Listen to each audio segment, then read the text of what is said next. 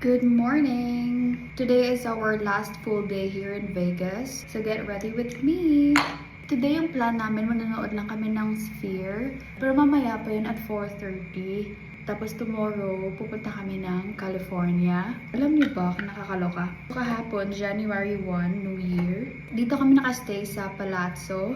Yung hotel casino na pinagstayhan namin, located siya across sa Trump na hotel din. And kahapon, January 1, merong parang kinoconsider nila as terrorist attack. Kahapon, mga 8 a.m., ganong oras tulog pa kami. May nagpasabog ng Tesla truck sa harap ng Trump Hotel.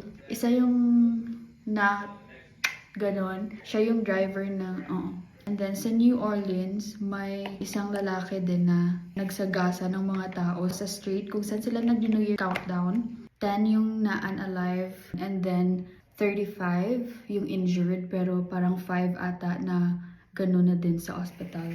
It's crazy.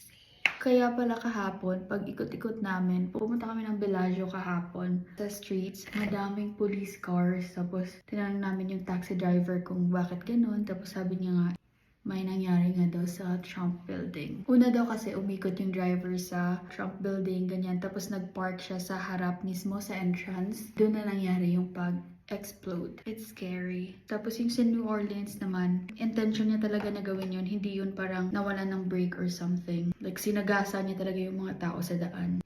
Pero before lunch, baka maggagandala kami. Yung buong resort kasi na pinagsistayan namin, parang Italian yung concept niya. Now, let's change. For my pants, itong flare pants yung gagamitin ko. Super comfy nito. Kaya gusto ko siyang ginagamit. Pants on. Ito naman yung top. This is the top.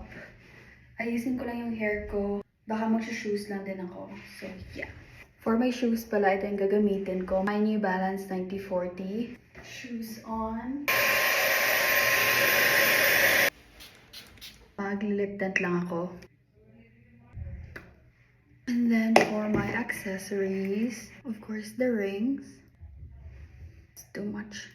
Or the teardrop. This one. Or maybe we go simple. This. Yeah, I think I'm gonna go with this cutesy earring. I think I'm gonna wear this necklace. For my bag, I use this one. And then shades. This is the look. I think we're good.